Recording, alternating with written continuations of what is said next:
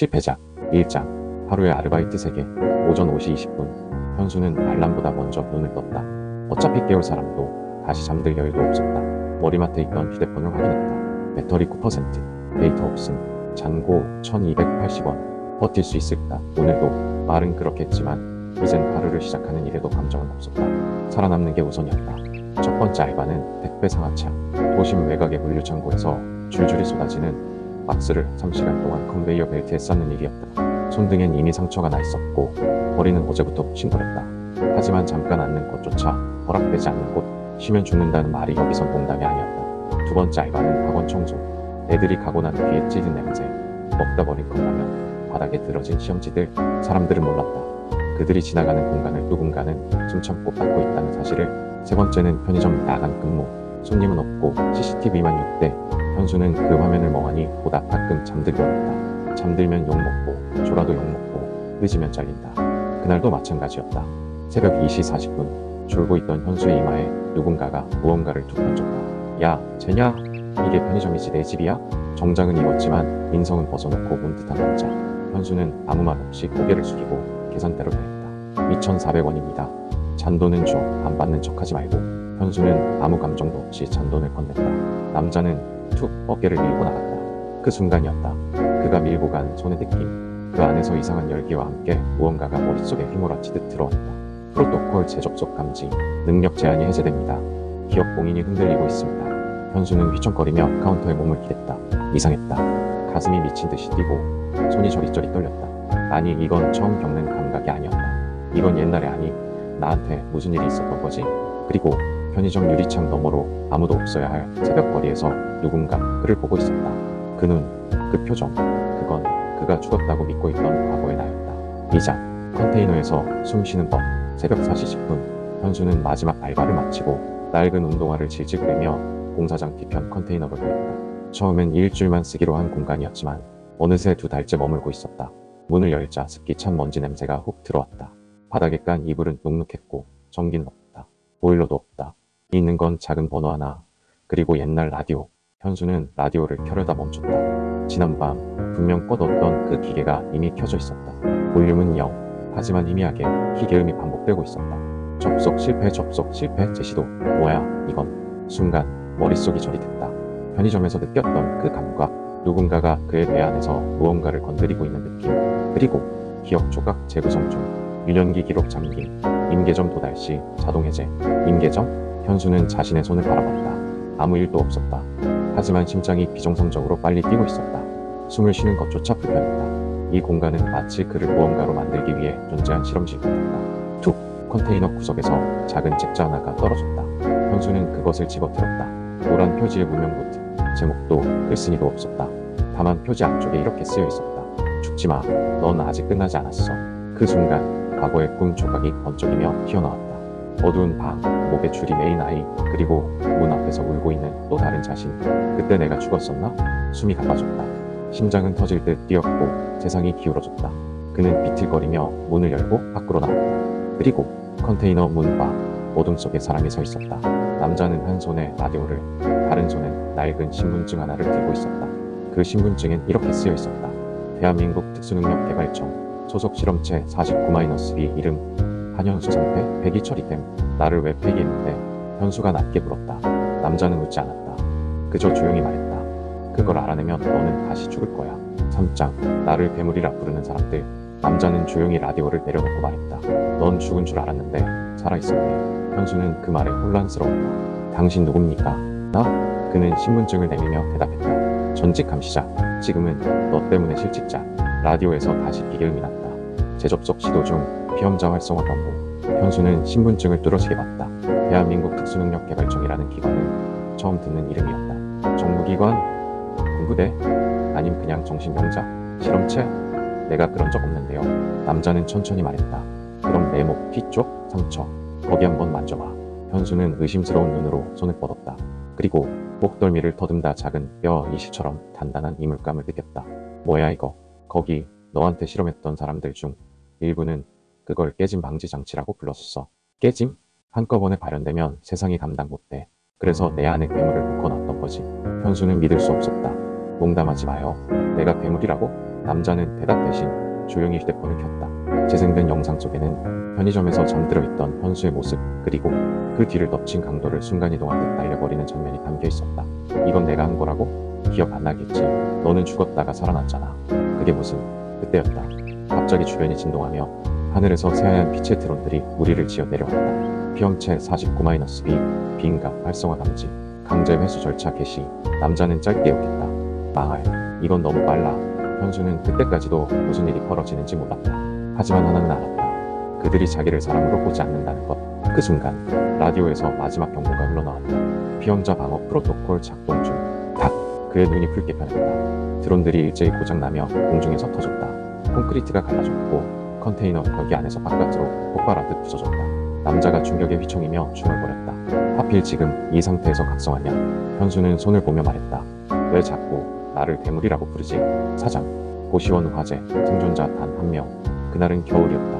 고시원의 히터는 고장난 지 오래였고 복도에는 김치찌개 냄새와 곰팡내가 섞여 있었다. 현수는 단기 일용직을 마치고 돌아와 방 한 칸짜리 좁은 방에 몸을 눕혔다. 침대도 없이 바닥에 이불 하나, 머리맡엔 컵라면과 수돗물. 너무 피곤해서 그날은 씻지도 않고 바로 잠들었다. 그리고 쿵! 어디선가 굉음이 들렸고 꽃 화염이 문틈으로 밀려들어왔다. 현수는 기침을 하며 벌떡 일어났다. 복도는 이미 풀바다였다. 고시원 사람들의 비명, 깨진 창문, 폭발은 숨을 쉴 수 없었고 출근은 없었다. 그는 그대로 무너졌다. 연기 속에서 아무도 그를 찾지 않았다. 여기요 살려주세요. 목이 타들어갔고 의식은 끊겼다. 그게 마지막이었다. 실험체 49-B 수거 완료. 죽음 직전. 뇌파는 안정적. 감정 차단 상태 유지. 회수 후 초기화 실시. 위치 컨테이너 외곽 보관소. 현수는 눈을 떴다. 다시 현실로. 그날 난 살아남은 게 아니었어. 그는 이제 알 수 있었다. 자신이 그날 죽었고 누군가에게 회수된 것임을. 불길에 휩싸였는데 왜 멀쩡했지? 몸에 화상 하나 없었다고 했어. 그때부터 뭔가가 잘못됐던 거야. 그는 급히 컨테이너 밖으로 나갔다. 기억의 실마리를 따라 고시원이 있던 자리로 향했다. 그 자리는 지금 텅 빈 주차장이 되어 있었다. 화재 이후 폐쇄되고 완전히 철거됐다는 뉴스만이 남아있었다. 하지만 콘크리트 바닥 중앙에 이상한 문양이 그려져 있었다. 사람들이 무심코 지나쳤을 낙서 같은 형상. 그러나 현수의 눈에만 그건 마치 어떤 인장을 봉인하듯 박혀있는 각인처럼 보였다. 그 문양을 바라보는 순간 머릿속이 진동했다. 기억 조각 해제 연소 면역 열전이 감각 역류 능력 활성화 조건 불 속에서 죽을 것. 현수는 입을 다물지 못했다. 불이 날 줄 알았어. 누군가가 일부러 만든 화재였어. 누군가가 그를 죽게 만들었고 누군가가 그걸 통해 이능에 눈뜨게 만들었다. 다만 그가 모른 채 살아온 것뿐. 현수는 조용히 중얼거렸다. 나는 실수로 살아남은 게 아니었다.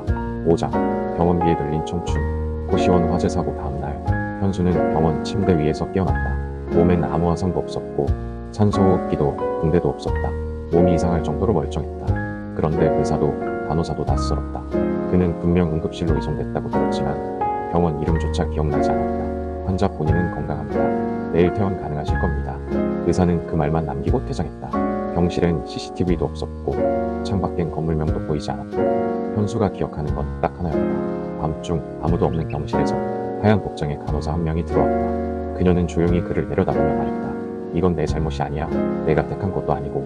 현수가 무슨 말인지 묻기도 전에 그녀는 왼손으로 주사바늘을 꼽고 오른손으로 무언가를 그의 발에 문질렀다. 살짝 따끔한 감촉과 함께 뼛속 깊은 때까지 뭔가 새겨지는 느낌이 들었다. 조금만 더 버텨. 너는 내가 누군지 곧 알게 될 거야. 그녀는 그렇게 말하고 사라졌다. 다음날 그 병원은 텅 비어 있었다. 건물 전체가 폐업 상태였고 주변 상가 사람들도 그런 병원은 처음 듣는다고 했다. 현수는 혼란스러웠지만 아무 말도 하지 않았다. 그 후 병원에서 온 건 고지서 하나였다. 입원비 136만 원. 처치 내용 없음. 진료 기록 없음. 하지만 이상한 건 매달 병원비 고지서의 내용이 조금씩 바뀌고 있었다는 점이다. 어느 날 고지서 맨 아래에 이런 문장이 추가되어 있었다. 이 피험자는 경계 상태다. 감시를 유지하되 완전한 발현 전까진 개입 금지. 그건 분명 의료 문서가 아니었다.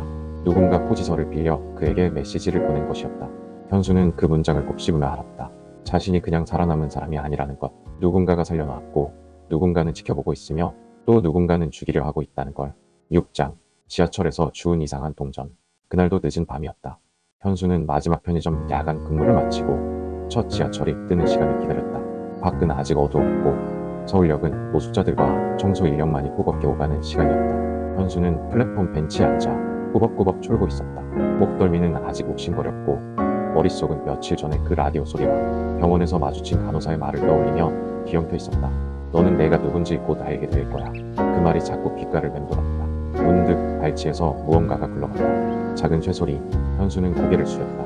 바닥엔 낡은 동전 하나가 놓여 있었다. 어두운 지하철 조명 아래 희미한 빛이 반사하던 그 동전은 분명 대한민국 통화가 아니었다. 그것은 뒷면에 이상한 문양이 새겨진 금속 조각이었다. 현수는 무심코 그것을 집어들었다. 그 순간 특수 매개체 접촉 확인, 신경계 반응 측정 중, 감시자 수동 반응 개시. 그의 눈앞에 플랫폼 반대편에 앉아있던 노숙자 차림의 남자가 조용히 자리에서 일어났다. 남자는 팔짱을 낀 채 천천히 다가왔다. 낡은 모자, 찢어진 코트, 그러나 발소리는 너무 조용했다. 그걸 줍는 순간 넌 한쪽으로 기운 거야. 현수는 동전을 든 채 물었다. 누구죠? 감시자. 정확히 말하면 전 감시자. 현수는 경계했다. 또 전직이야? 나도 버려진 놈이니까. 내 입장에선 동료라고 생각해도 돼. 남자는 고개를 갸웃했다. 근데 넌 너무 일찍 깨어나 버렸네. 원래는 이게 내 마지막 트리거였거든. 현수는 동전을 바라봤다. 이게 뭐죠? 넌 이제 선택해야 돼. 그걸 계속 갖고 있으면 내 기억은 돌아올 거고 능력도 완전히 개방돼. 대신 너를 만든 놈들이 널 죽이러 오겠지. 진짜로. 현수는 조용히 숨을 들이켰다. 그리고 그 동전을 주머니에 넣었다. 남자는 빙그레 웃었다. 그래, 그게 너지. 그 순간 지하철이 플랫폼에 들어왔다. 남자의 모습은 사라졌고 좌석 위에 작은 종이 쪽지만이 남겨져 있었다. 그들이 올 거다. 그리고 내가 기억하는 죽음은 시작이 아니야. 그건 단지 내가 만든 첫 번째 세계의 끝이었다. 현수는 그 쪽지를 가슴에 넣고 일어섰다. 이제는 알 수 있었다.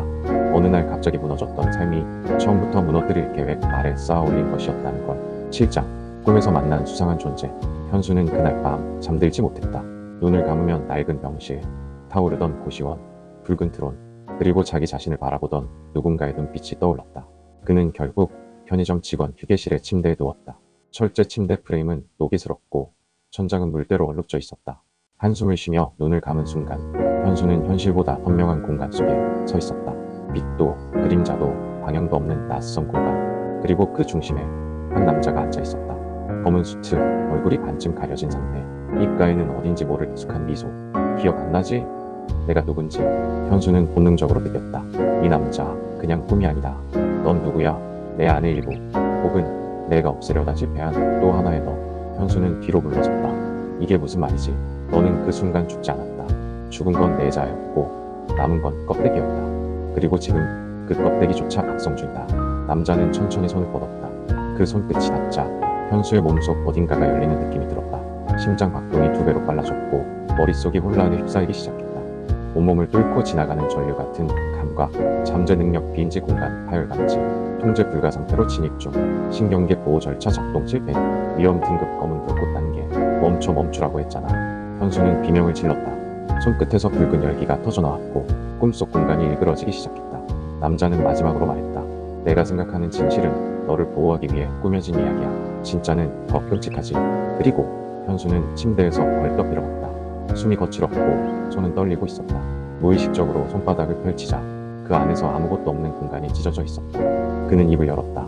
내가 공간을 찢은 건가? 무의식 상태에서도 발현되는 능력. 감정이 통제를 잃을 때 세상도 따라 무너지는 구조. 현수는 두려움과 함께 하나의 확신을 얻었다. 이제 그를 찾는 자들만 위험한 게 아니었다. 그 자신이 자신에게도 위험한 존재가 되어가고 있었다. 8장. 넌 원래 죽었어야 했어. 현수는 이틀째 잠을 제대로 자지 못했다. 꿈속의 그 남자, 공간이 찢어진 손바닥, 그리고 그가 무심코 걷던 바닥조차 이상하게 비틀려 보이기 시작했다. 편의점 야간 근무 중 유리 진열장 안에 음료병이 혼자서 깨졌고 전자레인지가 멋대로 작동했다. 출입문은 멈춘 시계처럼 가끔씩 열렸다 닫혔다를 반복했다. 왜 이러지? 현수는 혼잣말을 중얼이며 카운터에 머리를 묻었다. 자신도 모르게 손이 떨리고 있었고 심장은 마치 심해 속에서 요동치는 괴물처럼 불규칙하게 뛰고 있었다. 그 순간 편의점 문이 조용히 열렸다. 남자 하나가 들어섰다. 검은 모자, 회색 코트, 흰 장갑. 그는 아무 말 없이 카운터로 걸어와 물 한 병을 집었다. 그리고 묻지도 따지지도 않고 그 물병을 현수의 얼굴에 그대로 던졌다. 쾅! 물병이 맞기 직전 현수의 시야가 뒤틀리듯 비틀렸다. 그리고 공간이 찢어졌다. 물병은 현수를 지나가지 못했다. 그 앞에서 무언가에 찢기듯 슬라이스되며 또 동강났다. 물은 허공에 퍼지지도 못하고 정지된 공기처럼 공중에 고정되었다. 남자가 웃었다. 역시 깨어났네. 현수는 뒷걸음질 쳤다. 당신 뭐야 왜 이래? 난 너처럼 실패작은 아니었지. 그는 장갑을 벗었다. 그 손엔 붉은 문양이 새겨져 있었고 현수가 컨테이너에서 본 실험 인장과 동일한 형상이었다. 실험체 13-A. 나는 선택받은 쪽이었어. 현수의 심장이 쿵 내려앉았다. 너는 원래 죽었어야 했어. 고시원 불, 그거 너를 끝내려던 거였거든. 근데 이상하게도 내가 버텼지. 그리고 지금도 이렇게 살아남았고. 남자는 허공에 손을 뻗었다. 순간 지하의 에너지처럼 무언가가 끌어오르며 편의점 벽과 천장이 뒤틀리기 시작했다. 내가 계속 살아있으면 우리 중 누군가가 죽게 돼. 그게 나면 안 되잖아? 현수는 더는 물러서지 않았다. 손바닥이 다시 뜨거워졌고 공간이 울었다. 그는 속삭이듯 말했다. 그럼 죽여봐. 다음 순간 공간이 달라졌고 편의점 전체가 외부와 단절되며 작은 격리구역처럼 격변했다. 사람들은 모른다. 그날 새벽 한 편의점이 통째로 사라졌다는 걸. 그리고 그곳에서 두 개의 실험체가 서로의 존재를 증명하려 했다는 걸. 부장, 깨어난 자를 지켜보는 눈. 편의점은 폐쇄되었다. 뉴스엔 나오지 않았고 CCTV 기록도 지워졌다. 근처 주민들은 단순한 전기화재였다고 믿었지만 현수는 안다. 그곳은 누군가의 손에 의해 격리된 공간이었고 자신이 처음으로 능력을 폭주시킨 장소였다. 그날 이후 그는 지하철역도 거리도 사람들이 많은 곳을 피하기 시작했다. 스스로가 두려웠다. 눈빛 하나, 감정 하나에 세상이 찢겨나갈 수도 있다는 공포. 하지만 도망칠 수는 없었다. 그는 자신을 노리는 실험체 13-A 같은 이들이 앞으로 더 많을 것이란 걸 직감하고 있었다. 그리고 그를 지켜보는 또 다른 존재의 시선도. 낮은 골목을 걸을 때마다, 지하철 의자에 앉을 때마다 현수는 느꼈다. 어딘가에서 누군가가 자신을 주시하고 있다는 것. 처음엔 망상인 줄 알았다. 하지만 그날 우연히 들른 공공도서관에서 의심은 확신이 되었다. 책장 뒤쪽 현수는 우연히 떨어뜨린 책을 찍으려다 누군가의 그림자를 보았다. 바닥에 흔들리는 얇은 발끝, 그리고 그의 손목엔 기묘한 문양의 붉은 팔찌가 채워져 있었다. 현수가 고개를 돌리자 그 사람은 이미 사라지고 없었다. 그러나 남겨진 책 한 권. 그 책 속 책갈피에는 단 하나의 문장이 적혀 있었다. 실패작은 실패하지 않았다. 단지 감추어졌을 뿐이다. 그날 밤 현수는 또 다시 꿈을 꿨다. 기억이 아닌 조작된 악몽 같았다. 불길한 실험실, 줄지어 누워있는 수십 명의 사람들, 그리고 그들 위에서 검은 헬멧을 쓴 존재들이 무언가를 속삭이고 있었다. 이 중 몇은 살아남을 것이다.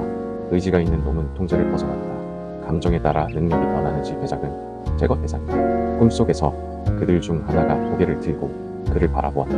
현수는 알 수 있었다. 그건 바로 자신의 과거 모습이었다. 그리고 목소리가 들렸다. 넌 이미 알고 있었어. 너는 누구보다 먼저 깨어났었다는 걸. 그가 땀에 젖은 채 잠에서 깨어났을 때 창문 너머로 한 여자가 그를 지켜보고 있었다. 그녀는 고개를 끄덕였다. 마치 기다렸다는 듯이. 현수가 창문을 열려는 순간 그녀는 이미 사라지고 없었다. 그저 그 자리에 한 장의 낡은 사진 한 장이 놓여 있었다. 사진 속에는 어린 현수가 웃고 있었다. 그리고 그 옆엔 꿈속에서 본 실험실의 간호사, 그 여자가 서 있었다. 10장, 멈춰버린 시간 속에서 사진 한 장. 현수는 그것을 들고 한참을 서 있었다. 사진 속의 자신은 9살 정도로 보였다. 그리고 그 옆, 따뜻하게 웃고 있는 간호사, 잊고 있었다. 하지만 어렴풋이, 정말 어렴풋이 기억이 스쳤다. 어린 시절, 병원 냄새, 손을 잡아주던 누군가의 체온, 그리고 갑자기 바뀐 병원, 낯선 침대, 수면제를 탄 주스. 기억은 그곳에서 끊겼다. 그 뒤로 그는 여러 보호시설을 전전했다. 그중 대부분의 기록이 전산상 실종으로 남아있는 것도 이제는 납득이 되기 시작했다. 그는 사진 뒷면을 확인했다. 흘러내린 손글씨로 이렇게 적혀 있었다. 너는 멈춰 있었다. 다시 흐르기 전까진 그 누구도 너를 깨우면 안 됐다. 그 순간 그의 눈앞에 짧은 시스템 메시지가 떴다. 시스템 경고. 잠재 기억 해제율 31% 도달. 전환점 접근 중. 시간 개입 가능성 상승. 현수는 화면을 바라보며 중얼거렸다. 시간 개입? 그 단어는 낯설지 않았다. 오히려 머릿속 어딘가에서 오래전 한 실험실에서 들었던 대화가 떠올랐다. 죽기 전에 멈춘다면 되돌릴 수 있습니까? 멈춘다고 해서 되돌아가는 건 아니야. 그건 그냥 죽음을 고려하는 것뿐이지. 그럼 살릴 수는 있나요? 그 아이만이라면 가능할지도 모르지. 현수는 숨을 고르며 사진을 접었다. 그리고 조용히 중얼거렸다. 나 혼자 살아난 게 아니야. 그의 머릿속에서 연결되는 선들이 있었다.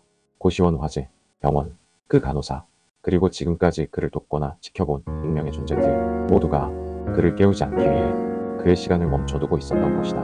그는 자신이 깨어난 순간 이 모든 것들이 함께 재생되기 시작했음을 깨달았다. 그가 살아있는 동안 멈췄던 세계, 그리고 이제 다시 흘러가기 시작한 이야기. 그리고 그 순간 공간이 흔들렸다. 시간이 삐걱거리는 소리처럼 느껴졌고 그의 발밑에 검은 균열이 일었다.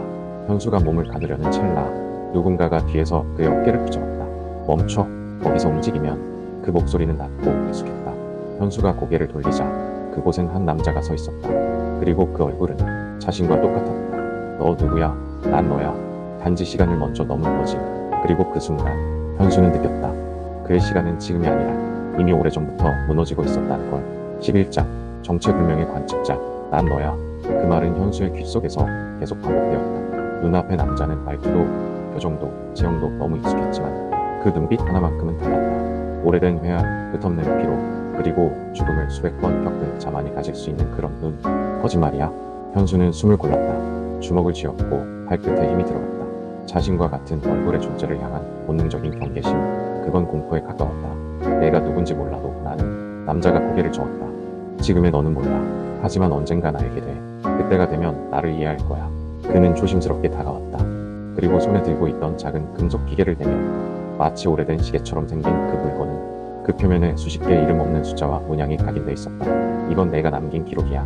몇 번이고 시간을 되돌려도 바뀌지 않았던 결과들. 현수는 물었다. 도대체 무슨 결과? 남자는 조용히 입을 열었다. 내가 모두를 구하려 했을 때 항상 너만 남더라. 무슨 소리야? 너의 능력은 공간도 아니고 풀도 아니야. 진짜 능력은 기억을 통째로 되감는 시간 개입이야. 다만 너 스스로는 그걸 인지하지 못해. 매번 기억이 리셋되니까. 그러니까 지금 이 순간도 너는 이미 겪었던 선택을 또다시 반복하고 있는 거다. 현수는 말없이 손을 뻗어 기계를 받았다. 손끝이 닿자 기계에서 불빛이 퍼졌다. 그리고 기억이 쏟아졌다. 끝없이 반복되는 화제, 수많은 버전의 컨테이너, 죽는 가족, 친구, 동료들, 그리고 매번 살아남아 무너져가는 자신. 이게 내가 반복했던 거라고? 그는 무너질 듯 털썩 주저앉았다. 머릿속에 들이닥친 현실은 단순한 과거의 조각이 아니라 스스로가 만든 수백 개의 지옥이었다. 남자가 조용히 덧붙였다. 넌 바꿀 수 없단 걸 알고도 또 시작했더라. 현수는 눈을 감았다. 그리고 낮게 중얼거렸다. 그럼 지금은 몇 번째냐? 남자는 대답하지 않았다. 대신 작은 미소를 지으며 사라졌다. 그 자리에 남겨진 건 기계 안에서 계속해서 돌아가는 마지막 한 문장. 너는 모든 것을 알고 있다. 현수는 일어섰다. 숨이 가빴고 심장은 뛰었다. 그러나 이번에는 달랐다. 모든 것이 다시 시작되었음을 그는 스스로 느낄 수 있었다. 12장 평행 차원에서 온 사신. 현수는 기계를 품에 넣은 채 서울 외곽 오래된 공장지대로 향했다. 그곳은 아무도 기억하지 않는 폐허였다. 그러나 현수는 알고 있었다. 지금껏 수십 번의 반복 속에서 그 아이가 이곳에서 가장 오래 버텼다는 사실을. 그 아이, 실험 대상 중 유일하게 이름이 없었던 존재. 기록에도 영상에도 남지 않은 단 하나의 변수. 그리고 단 한 번 현수가 실험실을 탈출했던 시도 중 자신을 구한 존재.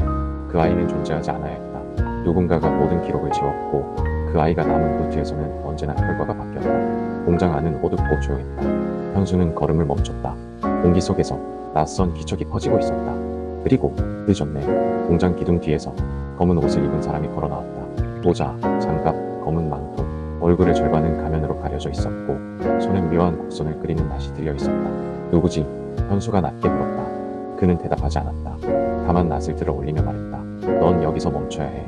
이번 루프는 너로 끝나야 하니까. 순간 현수는 깨달았다. 그는 실험체가 아니었다. 감시자도 아니었다. 그는 사신이냐? 사신. 실험실 내부에선 그렇게 불리는 존재가 있었다. 루프를 감시하며 특정 개체가 예정된 경로를 벗어날 경우 직접 제거에 나서는 존재. 다시 말해, 기억의 관리자. 그리고 미래의 정렬자. 사신은 고개를 끄덕였다. 너를 죽일 수는 없어. 하지만 여기서 더 이상 기억을 되찾게 놔둘 순 없지. 그 아이의 위치가 열리면 이번은 끝나게 되니까. 현수는 말없이 손을 들었다. 그의 손에서 공간이 비틀렸다. 시간이 멈추듯 주변의 먼지가 허공에 멈췄다. 내가 왜 매번 살아남는지 알아?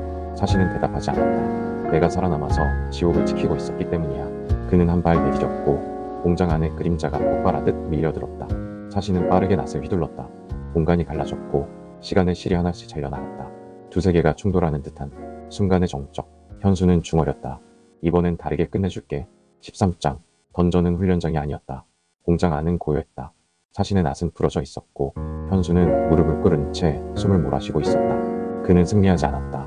하지만 패배하지도 않았다. 사신은 사라졌다.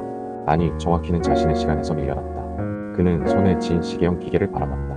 그 안에 깃든 수십 개의 기억 루프들이 서서히 하나의 방향으로 수렴하고 있었다. 그리고 그 좌표는 서울 시내 외곽의 오래된 폐던전. 현수는 헌터 시스템의 기록에 접속했다. 그곳은 7년 전부터 폐쇄된 훈련용 던전. 사용 이력 없음, 관리 종료, 위험 등급 비미만. 그러나 루프 기계는 말하고 있었다. 거기에서 매번 그 아이가 깨어났고 어떤 루프에서 자신보다 먼저 실험체들을 처리하기도 했다. 즉, 그 아이는 훈련생이 아니라 관측자이자 관리자이자 첫 번째 성공자. 현수는 회던전에 도착했다. 덩굴로 덮인 입구, 녹슨 철문, 그리고 지하로 이어지는 캄캄한 통로. 그 안은 텅 빈 동굴 같았다. 하지만 그는 안다. 여기는 무기훈련용 공간이 아니다. 여기는 살아있는 실험실의 잔재였다. 벽엔 미세한 각인들이 새겨져 있었다. 고대 문자처럼 보였지만 그건 특정 실험체들만 읽을 수 있는 언어였다. 그 문장 중 하나가 그를 멈추게 했다. 모든 반복은 그 아이를 지키기 위한 것이었다. 현수는 천천히 손을 뻗어 그 문장을 눌렀다. 그 순간 벽이 갈라지며 안쪽으로 통로가 열렸다. 그리고 그 깊은 곳에서 희미한 빛이 그를 향해 다가오고 있었다. 작은 발소리, 그리고 익숙한 목소리. 너 기억나? 그곳엔 그가 꿈속에서 본 바로 그 아이가 서 있었다. 나이도 변하지 않았다. 말수도 적고 눈빛은 무표정에 가까웠다. 현수는 한 발짝 다가섰다. 너는 지금까지 여기 있었던 거야? 나이는 고개를 끄덕였다. 널 지키고 있었어. 왜? 나이는 짧게 대답했다. 내가 널 맞는 거니까. 현수는 순간 말을 잃었다. 무슨 소리야? 나이는 조용히 웃었다. 그리고 손을 뻗어 현수의 이마에 손가락을 댔다. 그 순간 기억전이 시작. 비인가 루프 프로토콜 해제, 기원 접속 명번 실험 마이너스 아르카 원형체. 현수는 쏟아지는 기억 속에서 깨달았다. 자신은 우연히 태어난 실패작이 아니었다. 이 아이가 만든 첫 번째 실험체 껍데기였다는 것. 14장 미궁의 심연에서 만난 자신. 기억은 물처럼 흘렀다. 어떤 것은 고요했고 어떤 것은 광폭한 파도처럼 현수의 의식을 찢었다. 그 아이의 손이 닿은 순간부터 현수는 자신이 아닌 존재의 생을 목격하고 있었다. 흰 방, 거기엔 갓 태어난 무표정한 아이 하나가 있었다. 눈도 울음도 없는 얼굴, 실험 기록에 관측 0으로 적힌 존재. 그 아이는 태어나자마자 세상의 구조를 이해했고 시간을 멈추는 법도 사람의 마음을 뜯어보는 법도 알고 있었다. 그러나 나는 외로웠어. 모든 걸 가진 존재는 단 하나 감정을 가질 수 없었다. 그래서 그 아이는 실험을 시작했다. 감정은 무엇으로 구성되는가? 아픔은 어떻게 생기는가? 죽음은 삶에 어떤 흔적을 남기는가? 그 수많은 질문에 답하기 위해 그 아이는 자신을 나눴고 복제했고 형태를 바꿨다. 그리고 고통을 느낄 수 있는 육체를 실험하는데 성공한 순간 탄생한 것이 바로 현수였다. 하지만 그건 하나의 껍데기였다. 기억 없는, 의지 없는, 단지 감정의 파장을 측정하기 위한 도구. 그런데 내가 웃었어. 그 아이는 말한다. 내가 주지 않은 감정을 너는 스스로 만들었어. 아무에게도 가르치지 않았는데 내가 먼저 슬픔을 느꼈고 사랑을 말했고 무언가를 위해 죽기를 원했어. 현수는 숨을 삼켰다. 모든 기억이 분명하게 이어지고 있었다. 그래서 날 지킨 거야? 처음엔 아니었어. 처음 몇 번은 너를 지웠어. 불안정했으니까, 무너졌으니까. 그런데 왜 멈췄지? 내가 울었거든. 그 아이의 눈이 흔들린다. 그게 처음이었어. 모든 걸 알 수 있었지만 그날은 내 감정을 읽을 수 없었어. 그래서 나는 반복된 거야? 너를 다시 만들고 다시 죽게 하고 다시 깨어나게 하고 언제쯤 내 감정이 사라질지 지켜봤어. 현수는 고개를 떨궜다. 한없이 깊은 동굴, 그 안에서 탄생한 존재는 인간이 아니었고 자신은 인간이 되려 했던 괴물의 실패작이었다. 하지만 내가 틀렸어. 현수는 말했다. 난 실패한 게 아니야. 나는 너보다 더 인간이야. 그 말에 아이는 조용히 눈을 감았다. 그리고 주변 공간이 무너졌다. 미궁이 흔들렸고 깊은 심연에서 검은 기운이 피어올랐다. 기억 동기와 100% 도달, 능력 통합 중, 실험체 0-A 49-B 13-A 통합 경로 개방, 주의 실험 의도와 어긋난 감정 요소가 발견되었습니다. 그리고 누군가의 목소리, 감정은 통제가 되지 않기 때문에 위험하지. 그것은 자신도 아이도 아닌 완전히 새로운 존재였다. 현수는 고개를 들었다. 거기엔 모든 실험을 설계한 자가 서 있었다. 15장 마계의 계약서. 그 남자는 흰 정장을 입고 있었다. 주름 하나 없는 셔츠, 피 한 방울 없는 손톱, 그리고 눈동자는 깊은 밤처럼 어두웠다. 현수는 직감했다. 이 자는 관찰자도 자신도 아니다. 실험실의 설계자, 모든 반복과 각성을 설계한 최상위 존재. 처음 뵙겠습니다. 실험체 49-B. 아니, 이제는 현수라고 부르는 게 맞겠군요. 그는 예의를 갖춰 고개를 숙였다. 그러나 그 태도 속엔 분명한 우월감이 깔려 있었다. 당신이 이 모든 걸 만든 거냐? 현수의 목소리는 낮고 담담했다. 그러나 어딘가 무너진 심연 같은 공기가 그의 말 끝마다 울렸다. 정확히는 당신을 포함해 총 72개의 프로토타입을 설계했죠.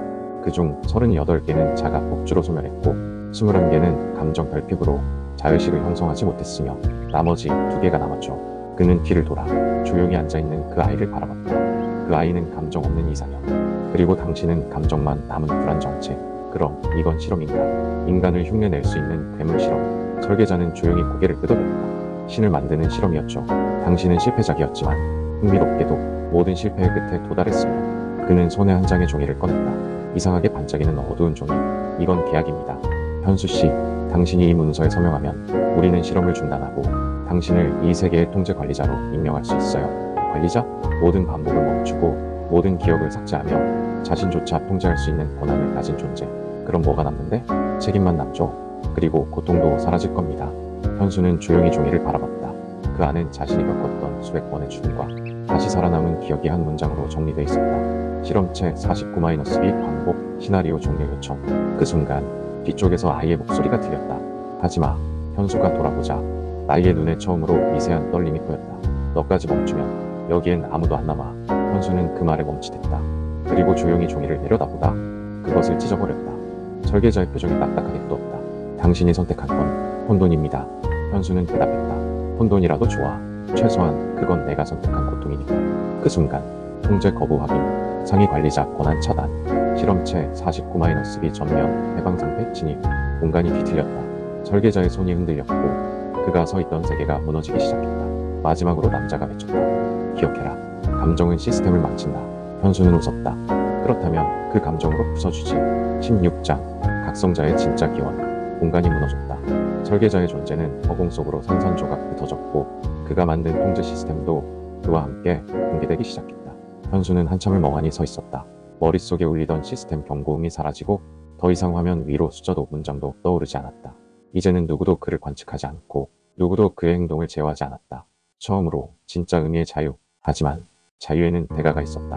그 순간부터 이 세계의 균형이 뒤틀리기 시작한 것이다. 며칠 후 서울 도심 곳곳에서 이상 반응이 감지됐다. 멈춘 시간이 흐르지 않는 공간, 잊혀진 사람이 하루아침에 돌아온 사건, 사라진 골목이 다시 나타났다는 제보, 그리고 정부기관 내부 일부 엘리트 헌터들의 기억이 흐릿해지고 있었다. 이게 다 그 실험실 때문이라고? 기억이 없어. 확실한 건 그 이름을 말하면 안 된다는 거야. 그 이름 49-B 현수.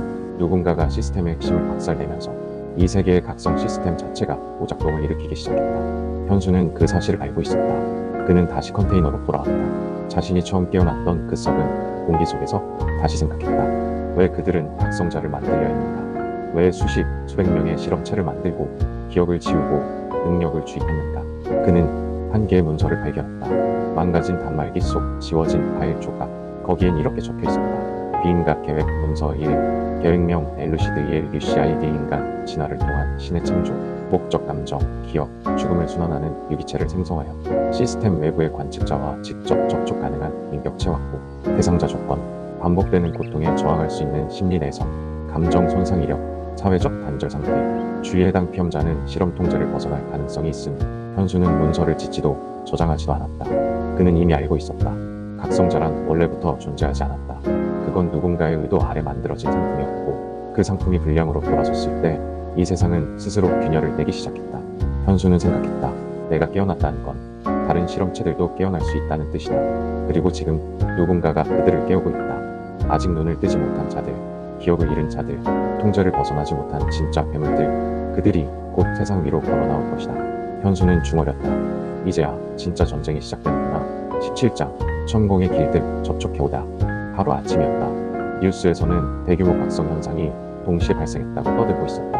서울, 뉴욕, 모스크바, 도쿄, 베를린까지 각국의 고위 헌터 중 일부가 의식을 잃었고 일부는 자신의 능력을 통제하지 못한 채 독주했다. 대상들은 공통적으로 지금까지는 가짜였다는 말을 반복하고 있음. 현수는 조용히 TV를 껐다. 그 뉴스에 등장한 폭주자 중 셋, 과거 실험실에서 함께 살아남은 실험체들이었다. 세상은 몰랐다. 그들이 시스템을 통해 각성한 게 아니라 실험과 반복, 기억 삭제를 통해 만들어진 존재였다는 사실을. 그날 오후 현수를 향해 의외의 손길이 다가왔다. 대한민국 최정예 헌터 조직 그리고 세계 각성자 연합 소속인 천공의 길드. 그들은 조용히 현수를 찾아왔다. 길드 대표가 아니라 정보 담당 부문. 그리고 그녀의 소개는 짧고 간결했다. 당신을 도와주러 왔습니다. 아니, 정확히 말하면 우리가 이제 도와달라고 해야겠죠. 현수는 의심을 거두지 않았다. 지금 와서 왜? 여자는 커다란 서류 가방을 꺼냈다. 그 안에는 수백 페이지의 기밀 문서가 정리돼 있었고 그중 일부에는 현수의 사진과 실험 번호, 그리고 그가 이미 죽은 것으로 처리됐다는 기록까지 포함돼 있었다. 우리는 알고 있었습니다. 다만 함부로 접근할 수 없었을 뿐. 이걸 지금 믿으라는 건가? 여자는 조용히 한 페이지를 꺼냈다. 거기엔 다른 살아남은 실험체들의 목록이 있었다.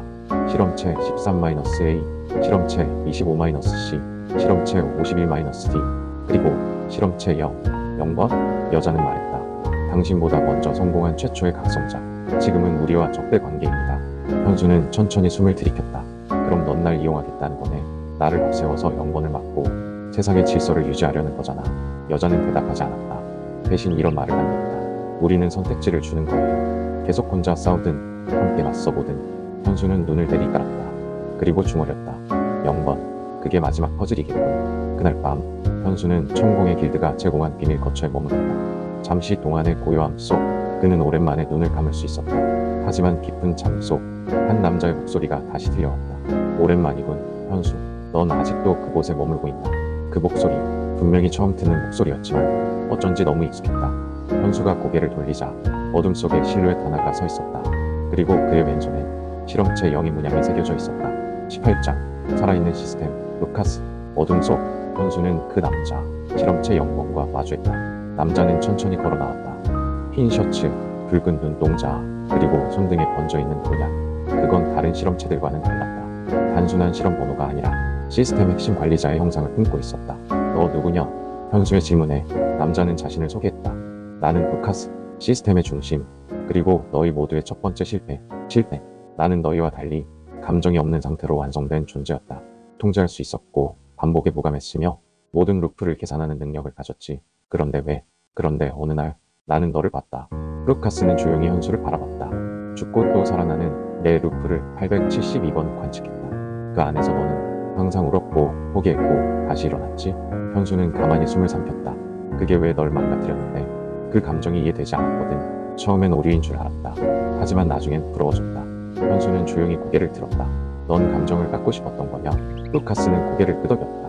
그래서 너를 모방하려 했다. 너의 루프를 따라했고 너처럼 행동했고 너처럼 상처 있는 법을 배워봤다. 그 결과가 지금이냐? 그래, 나는 결국 내 복제를 포기했고 대신 모든 실험체들을 하나로 묶는 계획을 세웠다. 루카스는 손을 들었다. 그의 손끝에서 떠오른 빛이 공간을 덮었다. 그리고 그 속엔 지금까지 숨겨져 있던 실험체 전체의 연결 구조도가 떠올랐다. 수백 개의 실험 번호들, 죽은 자, 남은 자, 반복되는 자. 그 중심엔 루카스가 있었고 그 바로 옆에 현수. 넌 나와 대등한 존재야. 실패자긴 동시에 가장 완성에 가까운 존재. 현수는 조용히 중얼렸다. 그래서 날 죽이러 온 거냐? 루카스는 고개를 저었다. 아니, 이번엔 선택하러 왔다. 그가 내민 건 실험체 전원 연결을 해제할 수 있는 최후의 코드였다. 이걸 쓰면 모든 실험체는 깨어날 것이다. 모두 기억을 되찾고 모두가 고통받을 거야. 하지만 진짜 자유를 얻게 되겠지. 현수는 손을 뻗었다. 그러나 그 직전에 물었다. 넌 왜 이걸 나한테 맡기지? 루카스는 짧게 웃었다. 난 이제 감정이 생겼으니까. 그리고 난 그 감정이 두렵다. 현수는 조용히 그 코드 조각을 쥐었다. 이 조각은 선택이었다. 세상을 깰 것인가? 다시 시스템 속으로 숨어버릴 것인가? 19장. 게임이 아니다. 현실이다. 코드가 발동되자 세계는 움직였다. 루카스가 떠난 자리, 현수의 손 안에서 빛이 퍼지며 하늘과 땅 사이에 깃들어 있던 모든 잠든 존재들이 깨어나기 시작했다. 처음 반응한 건 폐쇄된 감시소에 보관돼 있던 실험체 25-C였다. 지독한 망각에 갇혀있던 자. 눈을 뜨자마자 자신의 팔을 찢으며 과거의 흔적을 지우려 했다. 그 다음은 북부 전선에서 근무 중이었던 13-A, 기억을 복제당한 채 군의 생체 병기로 쓰이던 그가 순식간에 부대를 침묵시켰다. 그리고 세계 곳곳에서 깨어난 실험체들은 현수라는 이름을 동시에 떠올렸다. 그건 통제가 아니라 본능이었다. 모든 루프를 지나며 심연 깊이 각인된 이름. 실패자기자 창조자. 통제 불가인 동시에 중심점이 된 존재. 현수는 서울의 하늘을 올려다봤다. 시간이 미세하게 흔들리고 있었고 공기의 밀도조차 불안정하게 비틀리고 있었다. 세계는 이제 현실이 아니었다. 하지만 그 누구도 이 세계가 게임이었다고는 말하지 않았다. 사람들은 두려움에 떨며 말했다. 각성자들이 변하고 있다.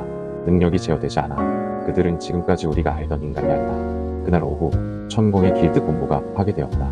내부에서 통제하던 시스템이 붕괴했고 외부의 통신망도 먹통이 되었다. 현수를 찾아왔던 정보 담당자 또한 사라졌다. 길드 내에는 단 한 장의 쪽지만 남아있었다. 이건 전염이야. 한 명이 깨어나면 모두가 깨어나. 현수는 외딴 옥상에서 호시를 내려다보았다. 도로 위엔 사람과 각성자, 실험체와 통제 요원이 뒤섞여 싸우고 있었다. 그리고 그 위 하늘에는 수십 개의 검은 코가 열리고 있었다. 그것은 통제 실험 중 버려진 루프들의 흔적이었고 그 안에는 아직도 수많은 실험체가 갇혀 있었다. 현수는 중얼거렸다. 이제 돌아갈 수는 없겠군. 그때 지금껏 말이 없던 시스템이 다시 작동했다. 경고 인위적 루프 붕괴 발생. 세계 시퀀스 비정상적 재기록 감지. 현존 시스템의 마지막 관리자 권한 요청. 그는 천천히 고개를 들었다. 내가 마지막 관리자야? 당신만이 기억하고 당신만이 지웠으니까. 현수는 무언가를 깨달았다. 지금껏 수없이 반복된 죽음, 각성, 폭주, 후회. 그 모두가 누군가의 시나리오였지만 그 누군가는 이제 더 이상 존재하지 않는다. 지금 이 순간부터는 진짜 선택이 필요했다. 살릴 것인가? 지울 것인가? 혹은 스스로 사라질 것인가? 그리고 그는 도시로 뛰어내렸다. 이제 이 세계는 그의 선택에 따라 진짜 현실이 되기 시작했다. 20장 과거를 지운 자들. 현수는 폐허가 된 서울 도시 한복판에 착지했다. 충격으로 바닥이 갈라지고 먼지 속에서 인간과 실험체가 뒤엉킨 채 움직이고 있었다. 수백 명의 눈동자가 그를 바라봤다. 어떤 눈엔 공포가, 어떤 눈엔 분노가, 어떤 눈엔 기억이 담겨 있었다. 그들은 모두 알고 있었다. 자신들이 선택받은 존재가 아니라 버려진 존재였다는 걸. 어떤 이는 물었다. 우리를 왜 깨운 거야? 현수는 침묵했다. 그러나 그 침묵은 책임을 피하기 위한 것이 아니었다. 그는 알고 있었다. 지금 이 세계는 자신의 선택에서 시작되었고 이제 그 선택은 되돌릴 수 없다는 걸. 그날 저녁 전 세계 주요 도시의 네트워크가 무너졌다. 통제센터는 마비되었고 각국의 정부들은 알 수 없는 개입으로 인한 시스템 오류를 공식 발표했다. 그러나 진짜 문제는 따로 있었다. 데이터가 지워지고 있었다. 실험체들의 기록, 루프의 정보, 심지어는 헌터 시스템의 뼈대까지 누군가가 아주 고의적으로 이 모든 흔적을 삭제하고 있었다. 그날 밤 현수는 폐지된 옛 협회 건물에 도착했다. 그곳은 과거 실험의 첫 설계가 이뤄졌던 장소. 그 안에서 그는 하얀 정장을 입은 남자 설계자와 닮은 존재를 다시 마주했다. 그러나 이번엔 이전과 달랐다. 남자는 묻지도 위협하지도 않았다. 다만 한마디만 던졌다. 우리도 이제 그만 지워질 때가 된 거지. 현수는 물었다. 누구 명령이냐? 누가 이걸 끝내라고 했지? 남자는 조용히 손가락으로 자신의 관자놀이를 가리켰다. 너야, 내가 만든 거니까. 우리 모두 너의 망각을 위해 만들어졌던 존재들이었어. 현수는 말을 잃었다. 그리고 그제야 깨달았다. 그는 시스템을 파괴한 것이 아니라 자신의 기억 속에 있었던 시스템을 거부한 것이었다. 실험체들을 지켜보던 관찰자들, 통제와 감시를 설계한 관리자들, 모든 설계와 루프의 시나리오, 그것은 외부에서 주어진 것이 아니라 현수 스스로가 과거에 만들어낸 것이었다. 그가 원했던 건 슬픔 없는 세상, 죽지 않는 사람들, 그리고 감정이 필요 없는 질서. 하지만 지금 그는 그 모든 걸 부수고 있었다. 과거를 지운 건 나였군. 현수는 중얼이며 눈을 감았다. 그 순간 마지막 시스템 메시지가 떴다. 최종 루프 종료 요청 수신. 초기 기억 파일 복구 요청 인간으로 살고 싶다. 요청자 실험체 49-B 코드네임 현수. 현수는 고개를 끄덕였다. 그래, 그게 시작이었지. 그리고 그는 걸음을 돌렸다. 과거는 끝났다. 이제 남은 건 미래였다. 21장 세계 헌터 랭킹 1위 등장. 혼란은 끝나지 않았다.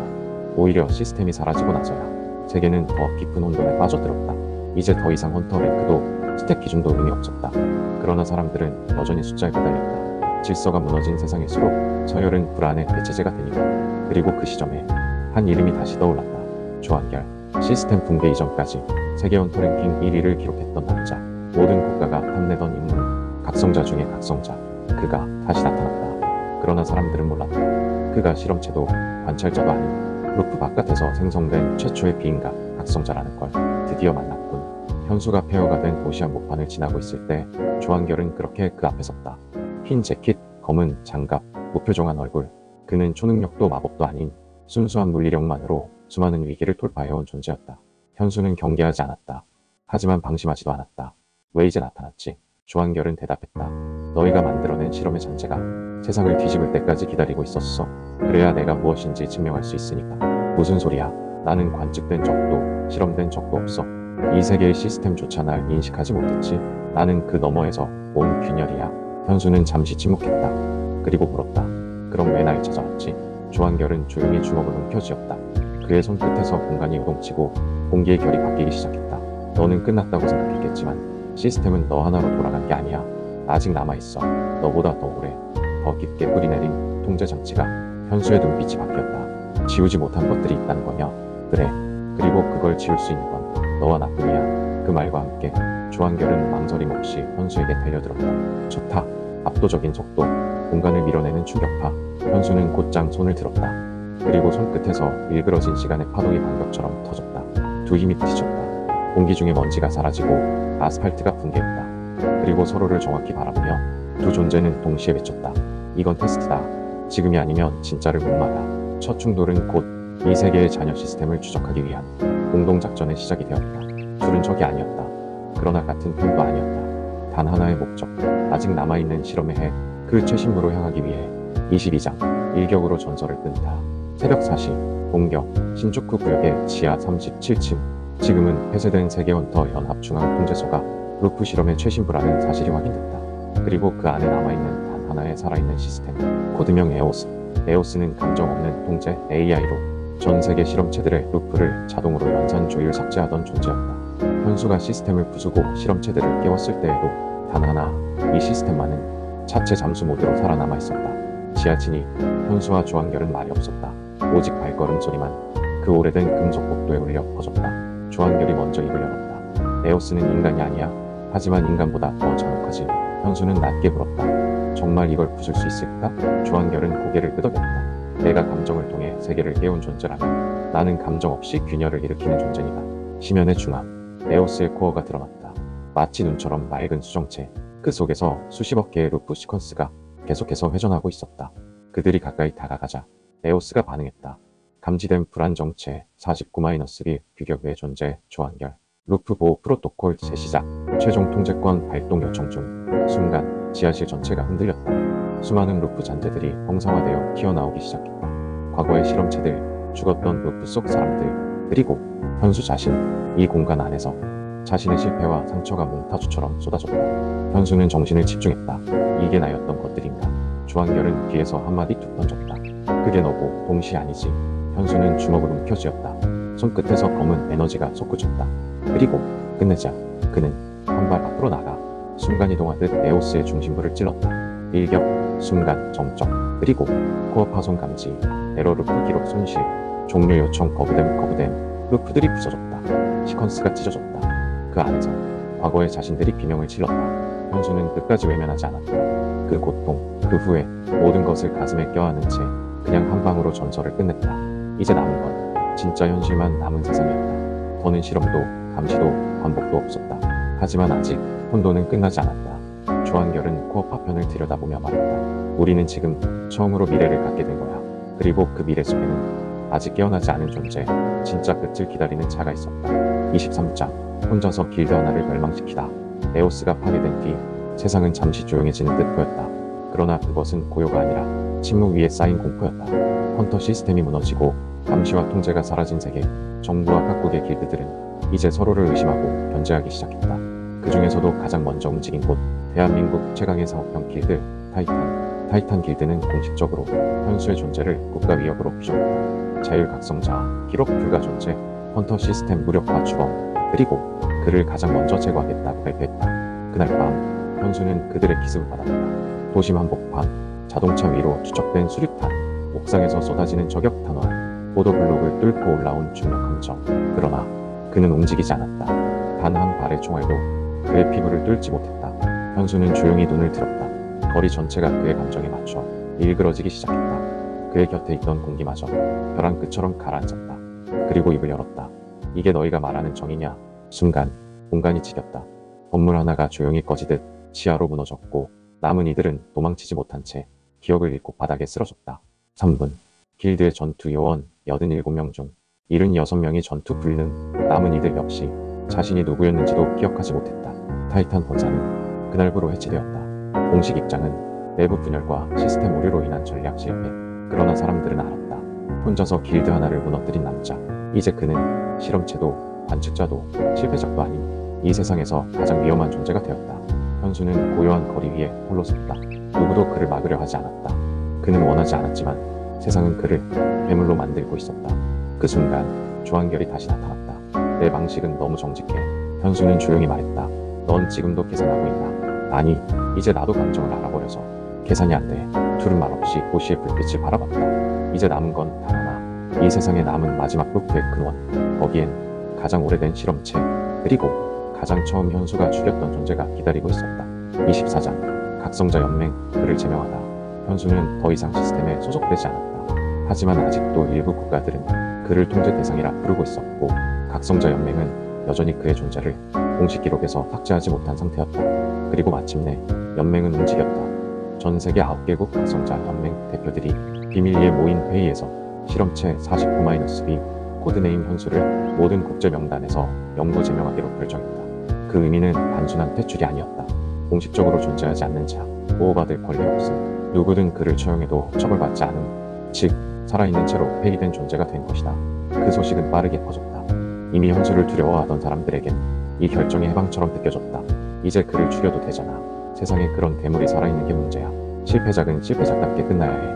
현수는 그 모든 것을 침묵 속에서 받아들였다. 어차피 이름이 붙기 전부터 그는 세상에 속한 적이 없었다. 시스템이 주는 보상도, 길드의 보호도, 국가의 신분도 그에게는 한 번도 유효하지 않았다. 그러던 중 한 인물이 현수를 찾아왔다. 과거 실험체들과는 달리 아직 깨어나지 않은 자. 그의 이름은 진호. 과거 현수가 첫 번째 실험 루프에서 직접 죽였던 존재. 그러나 지금 진호는 멀쩡히 살아있었고 그를 향해 물었다. 기억나? 너 나 죽였잖아. 현수는 입을 다물었다. 진호는 미소 지었다. 난 기억나. 고통도 죽음도 내 눈빛도 그땐 내가 누구였는지도 몰랐다. 그런 말 이제 안 통해. 진호는 뒷주머니에서 검은색 데이터 조각 하나를 꺼냈다. 거기엔 과거 실험 영상과 현수가 그를 처리하던 기록이 담겨 있었다. 넌 실험실의 도구였고 나는 실험실의 폐기물이었다. 그 말에 현수는 고개를 숙였다. 그리고 조용히 입을 열었다. 미안하다고 말해봤자 의미 없겠지. 진호는 고개를 끄덕였다. 그래서 기회를 줄게. 기회? 죽을 기회. 혹은 나와 함께 이 세계를 끝낼 기회. 그 순간 현수는 처음으로 누군가에게 같은 죄를 지닌 존재로 받아들여졌다는 걸 느꼈다. 그리고 그는 대답했다. 이번엔 같이 가보자. 둘은 어깨를 나란히 하고 걸었다. 세상은 그들을 버렸고 사람들은 그들을 지웠지만 그들은 아직 자신이 누구인지 잊지 않고 있었다. 25장. 너는 이제 국가전략병이다. 현수와 진호가 사라진 지 이틀 후 국가전략회의가 비공개로 열렸다. 장소는 수도방어 지휘소 지하 14층. 참석자는 대통령, 국방장관, 국가정보원장, 그리고 헌터 연합 비밀고문단. 그 회의에서 누군가 입을 열었다. 현수는 이제 하나의 개인이 아닙니다. 그는 전술이자 전략이자 병기입니다. 정적이 흘렀다. 누군가는 말했다. 그는 위험한 변수입니다. 통제도 협상도 불가능합니다. 또 다른 누군가가 반박했다. 그렇기 때문에 그를 없애기 전에 반드시 사용해야 합니다. 같은 시각 현수는 진호와 함께 폐기루프 관문 앞에 도착했다. 이곳은 시스템 붕괴 직전 가장 불안정했던 루프 시퀀스들을 물리적으로 봉인한 구역. 기록상 존재하지 않는 공간. 살아있는 자는 들어갈 수 없고 기억이 없는 자만 접근 가능한 구역. 진호는 조용히 입을 열었다. 여기 안엔 우리가 버렸던 모든 것들이 있어. 다시 마주할 준비 됐어? 현수는 고개를 끄덕였다. 그리고 걸음을 내디뎠다. 그 순간 국가전략통제본부에서 알 수 없는 좌표의 움직임이 감지됐다. 그 데이터는 즉시 암호화되어 전 세계 군사위성에 전송됐고 보고서를 받아든 국방장관은 고개를 끄덕이며 한마디만 남겼다. 실험체 49-B 공식명 현수. 이제부터 그의 신분은 국가전략병이다. 그러나 아무도 몰랐다. 그 선언이 현수에게는 더 이상 사람으로 인정받지 않겠다는 최종 판결이었다는 것을. 그는 더 이상 시민도 인간도 영웅도 아니었다. 단지 무기. 그는 그렇게 중얼이며 폐기된 루프 심층으로 걸어 들어갔다. 뒤이어 진우가 말했다. 병기라면 스스로를 겨눌 수도 있겠지. 현수는 미소 없이 고개를 끄덕였다. 그렇다면 끝도 내가 정하겠지. 심층 루프 안은 조용했다. 그리고 그 깊은 곳에서 무언가 다시 깨어나기 시작했다. 한때 모든 루프의 시작이자 최초의 희생이 되었던 존재. 그리고 현수가 가장 처음 자신의 손으로 죽였던 아이. 26장. 전쟁터로 소환된 세계들. 심층 루프. 그곳은 마치 세계 바깥의 구역 같았다. 빛도 소리도 중력도 일정하지 않았고 길이 있는 듯 없는 듯한 공간이 끝도 없이 이어졌다. 현수는 걸었다. 진우는 그의 뒤를 따랐다. 이곳은 폐위된 루프들의 묘지였다. 누구도 기억하지 않고 누구도 존재를 증명하지 못한 존재들이 소리 없이 흘러가는 곳. 그러나 지금 그 폐기 루프들이 하나둘씩 깨어나고 있었다. 첫 번째 이상은 프랑스 파리에서 발생했다. 한 아파트 단지의 하늘 위 거대한 균열이 열리며 이상한 구조물과 누군가의 그림자가 나타났다. 이어 일본, 캐나다, 터키, 필리핀, 전 세계에서 동시에 기억에 존재하지 않는 장소들이 쏟아오르기 시작했다. 그 구조물 속엔 불완전한 의식들이 깨어나 있었고 그들은 외쳤다. 나는 누구인가? 왜 나를 버렸는가? 살려달라고 한 적 없다. 그 소리는 사람의 목소리가 아니었다. 기억에서 지워졌던 존재들이 세상에 대한 복수를 선언하는 울부짖음이었다. 국가들은 긴급 대응을 시작했다. 그러나 기존의 무기, 전투 방식, 헌터 전략은 이 새로운 균열 앞에 무의미했다. 시간은 흐르지 않았고 총알은 멈췄으며 심지어 사람들의 기억마저 삭제되었다. 통제는 불가능했다. 그리고 정부는 결국 하나의 결정을 내렸다. 현수를 다시 호출하라. 그 시각 심층 루프의 중심부 현수는 그 모든 붕괴의 원인을 알고 있었다. 지금 세계를 침식하는 이 루프 잔재들은 모두 그가 과거에 닫아버렸던 실패 루프들이었다. 당시에 그는 성공과 실패를 구분짓는 장치였고 그 선 밖의 존재들은 모두 삭제하거나 격리하는 방식으로 처리했었다. 그 말은 지금 나타난 이 존재들은 모두 과거의 현수에게 죽임을 당한 자들이라는 뜻이었다. 신우가 말했다. 기억나지? 너는 이들을 한 명씩 없앴어. 현수는 대답하지 못했다. 그 침묵은 모든 인정이자 고백이었다. 그때 심층 루프 깊은 곳에서 무언가가 깨어났다. 아이였다. 소년의 모습. 그러나 그 눈은 인간이 아니었다. 그는 입을 열었다. 나 기억나? 현수는 말없이 고개를 끄덕였다. 소년은 웃었다. 넌 날 죽였잖아. 그리고 아무 일 없다는 듯 새로운 루프를 시작했지. 그게 너였어. 처음으로 타인을 위해 죽였다고 착각한 순간이자 처음으로 내가 진짜 괴물이 된 순간. 현수는 떨리는 목소리로 말했다. 내가 전부였어. 소년은 조용히 손을 들었다. 그 손끝에서 수많은 루프의 기억들이 하늘처럼 펼쳐졌다. 그럼 이제 끝내줘. 하지만 이 아이를 끝내는 건 단순한 폭력이 아니라 모든 루프의 역사 그리고 자신의 과거를 껴안는 일. 현수는 과거의 잘못을 인정하고 이 아이에게 남아있는 유일한 감정, 이름을 불러야 했다. 그는 조용히 중얼였다. 태호. 소년의 눈이 처음으로 흔들렸다. 그리고 균열이 잠시 멈췄다. 27장 죽지 않는 존재들과의 전투. 태호. 현수가 가장 처음 자신의 손으로 처리했던 존재. 그의 이름을 부르는 순간 세상이 흔들렸다. 그리고 태호가 속삭였다. 이름이란 건 누구에게도 주면 안 되는 거야. 그 말과 함께 균열들이 다시 열린다. 이번에는 단순한 실패 루프들이 아니었다. 죽지 않는 존재들. 루프 안에서 죽어야 했으나 죽지 못하고 버려졌던 실험체들이 반복을 거부한 채 기형화된 상태로 깨어나기 시작했다. 그들은 이름이 없었고 정체도 불완전했으며 오직 복수의 감정만으로 이 세계에 발을 기었다. 누구는 머리가 없었고 누구는 입이 열리지 않았고 누구는 기억을 잃은 채 스스로의 존재를 증명하려 울부짖었다. 그리고 그들은 말했다. 우리를 만든 건 너였다. 현수는 도망치지 않았다. 진우가 칼날을 꺼냈고 현수는 손바닥을 펼쳤다. 손끝에서 시간이 휘고 공간이 조각났다. 전투가 시작되었다. 그러나 그것은 단순한 싸움이 아니었다. 한 번도 죽지 못했던 존재들을 단 한 번 제대로 죽게 만들어야만 균열이 닫혔다. 죽음은 끝이 아닌 해방이 되어야 했다.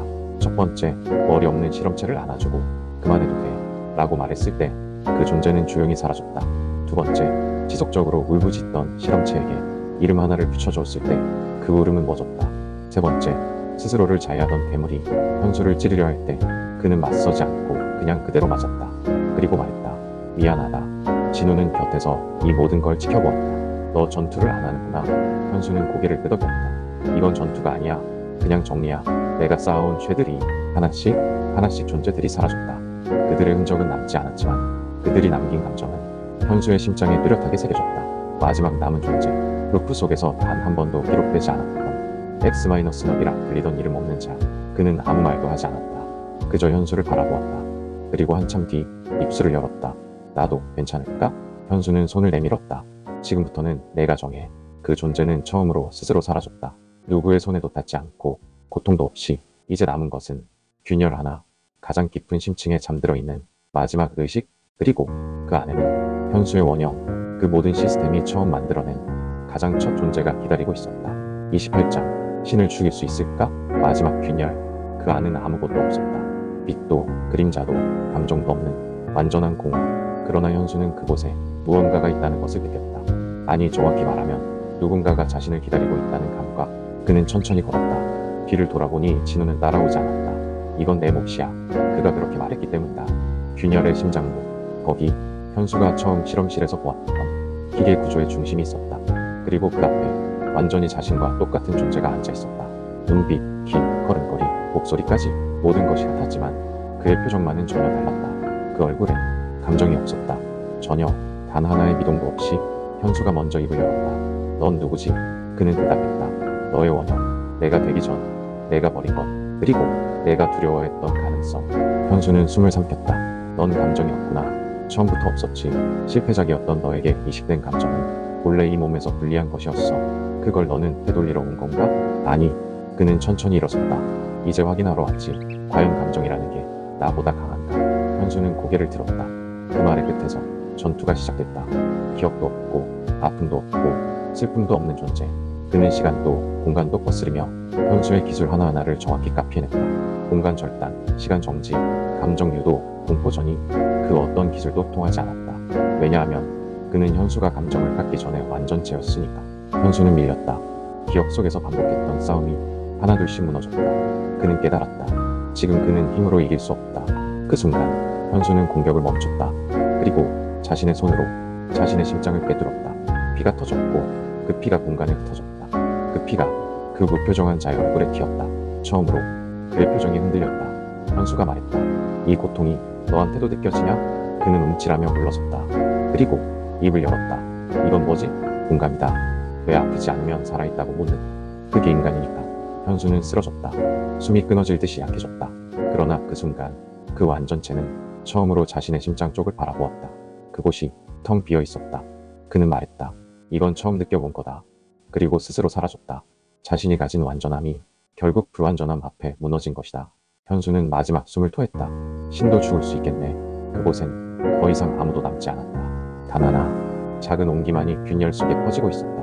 29장, 그가 사라진 날, 비가 내렸다. 그날 하늘은 흐리지 않았다. 오히려 맑았다. 맑아서 더 이상했다. 세계 곳곳에서 사람들은 입을 모아 말했다. 비가 오지 않았는데 왜 이토록 젖은 기분이 드는 걸까? 현수는 사라졌다. 그가 남긴 흔적도 기록도 통신망 속에서도 모두 지워졌다.